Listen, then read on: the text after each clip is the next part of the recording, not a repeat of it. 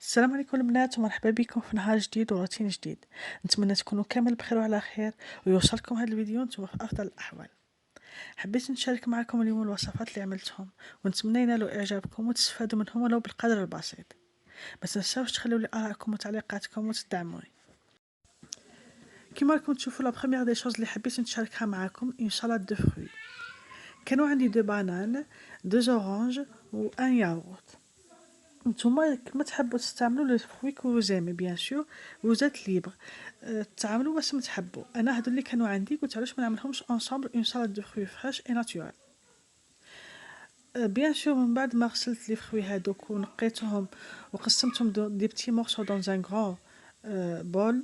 عملت معاهم لو سيترون هكذا ما يكحلوش لي بانان وخلطتهم كامل مع بعض. ولد اختي كان معايا عمل لكم سالي. من بعد غادي نحطهم في اطباق التقديم هكذا يكونوا واجدين ونروح نوجد اون غاشات واحده اخرى.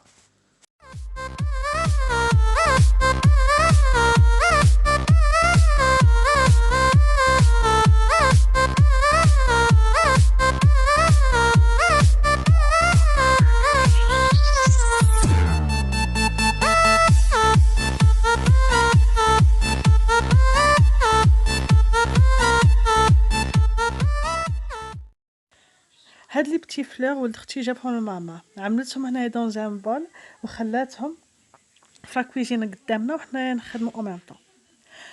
لا دوزيام ريسيت او بيان لو دوزيام بلا que je partage avec vous هو البيتزا. et pour ça عملت عندي deux étapes. Premièrement je prépare la sauce tomate et deuxièmement je prépare la pâte. ولا sauce tomate عندي هاد لا sauce tomate اللي نسميها انايا السحريه. علاش؟ خاطر طبيعيه ومكوناتها تفيد الجسم تاعنا افضل من المصنعه. ولهذا الشيء احتاجيت لي طوماط. عندي عملت انايا 2 حبات كبار ولي زيبيس كيما راكم تشوفوا. الفلفل الاحمر، الكمون، الكرويه، لا بادون، فلفل احمر، الكمون، الكركم، الزنجبيل، الملح وحب الكحله. بيان سور البصله والثوم. البصله والثوم كما تعرفوا من المضادات الحيويه والفائده تاعها للجسم لا تعد ولا تحصى. هنايا عملت البصله والثوم في دون اون كاسرول مع الزيت بيان سور وقليتهم. من بعد نزيد لهم المكونات الاخرى تدريجيا. زعما هاد الوصفه رائعه جدا، ماذا بكم تجربوها. ومن بعد زدت لي طماط صحيه وتعرفوا واش راكم عاملين فيها. البنات هنايا ان بتي كونساي تقدروا تعملوا الزعتر في لاصوص طوماط. انا نعمل فيها الزعتر اي بيان سور وزات ليبر هذا على الكوت تاعكم وباش تحبوا. خليتهم يتخلطوا مليح هكذا نزيد لهم بروغريسيفمون لي زوتر زانغريديون. هنايا عملت لهم طوماطيش تاع لي بواط. ومن بعد زدت لهم لي زيبيس على حساب الكوت تاعكم. انا عملت زنجبيل، احب الكحل، الكمون، الفلفل الاحمر، الكركم، بيان سور زعفران.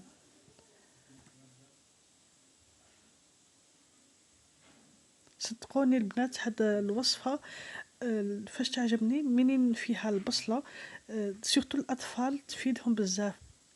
هكذا ياكلوا حاجه صحيه دخلي لهم هاد المكونات دون فاصون انديريكت في حياتهم. هنايا مزجتهم كامل مع بعض وغادي نزيد لهم الماء ونخليهم على نار هاديه هكذا يطيبوا في خاطرهم. شفتوا كما راكم تشوفوا زدت لهم الماء ونخليهم على نار هاديه يطيبوا كامل على خاطرهم. هكذا من بعد ما يطيبوا نحيهم ونعملهم بالميكسر. دوك تشوفوا الطريقه. هنايا من بعد ما طابوا عملتهم الميكسر خلطتهم كامل مع بعض او ميم طون غادي نخليهم يعقدوا هكذا يعطيونا هذاك اللون الاحمر الناصع والمكونات يزيدوا يتماسكوا مع بعض. لازم كل المكونات يكونوا كامل مطحونين بيان كوم يلفو. كيما راكم تشوفوا تحصلت على هاد القهوه. جربوها وخليوا لي آراءكم. هذا الفلان كنت وجدته ديجا من قبل وعملته في الفريجيدان او ميم طون يبرد. هذا فين نحيته. La deuxième étape que vous voyez bien sûr c'est que j'ai préparé la pâte. هاد لاباط راكم تشوفوها تجي طريه وخفيفه بزاف ونستعملها او ميم طون لي بيتزا او ميم طون تاني لي سوفلي.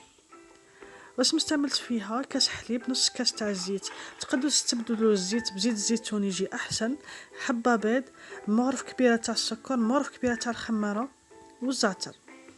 في بلاصه الحليب تقدروا تعملوا الماء بيان سور. كما شفتوا عملت المكونات، بديت بالحليب والزيت والبيض، وعملت الخماره والسكر وخلطتهم تدريجيا، ومن بعد نضيف باقي المكونات. عملت الزعتر، تقدروا تعملوا تاني كنتوما جلجلان، وبيان سور اللي ما يحبهمش كامل يقدر ما يعملهمش كامل، كاستيون دو غو. انا نحبها كيما هكا، تجيني الكو تاعها شباب بزاف. عملت تاني الملح، وبقيت نزيد تدريجيا في الفرينه. الشكل تاعها النهائي تجي ما تجيش قاصحه وما تجيش طريه، تجي نص نص. صدقوني البنات هاد الوصفه ناجحه عن تجربه، ماذا بيا تجربوها وتخليوا لي ارائكم في التالي اذا عجبتكم ولا لا. هنايا هذا هو الشكل النهائي نتاعها. نخليها تروبوزي بوندون 45 مينوت حتى لساعه، يعني الوقت اللي تقدروا تخلوها فيه خلوها تروبوزي. اي بيان سور البنات، اون سكي كونسيرن لا ديكوراسيون وزاد ليبر. انا هنايا ما كاش عندي فروماج الكروير، عملت فروماج روج، وعملت معاه الفروماج هذاك الصغير دي بتي بورسيون قسمته، الزيتون الكحل والزيتون الاخضر. اي بيان سور الكفته تاع الدجاج، ولاصوص طوماط هي طابت الشكل تاعها الاخير، هي كيفاش ولات، حتى الذوق تاعها جا بزاف بنين.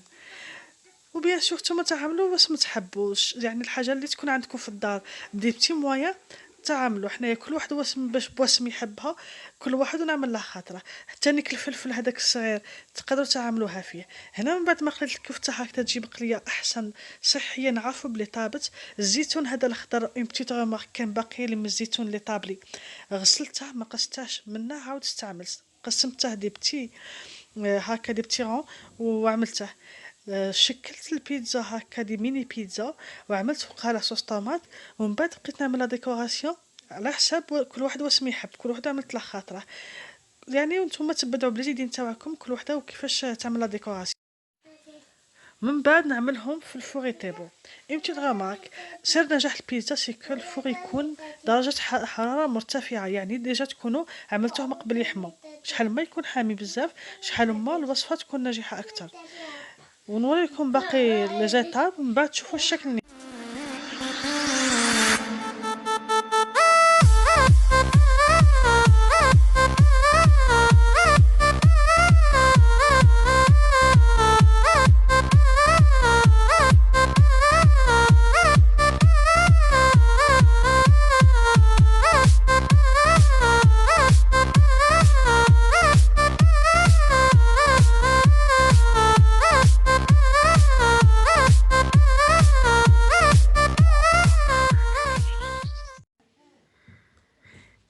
اذا البنات من بعد ما عملتهم كامل يطيبوا، هذا هو الشكل النهائي نتاعهم. عملت وحده كبيره في النص، واوتو دال عملت دي ميني بيتزا.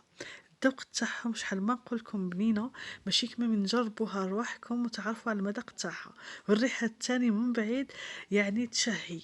ان شاء الله نتمنى تجربوها وتعجبكم الطريقه تاعي. وعملت معها او ميم طون تاني لاتاي.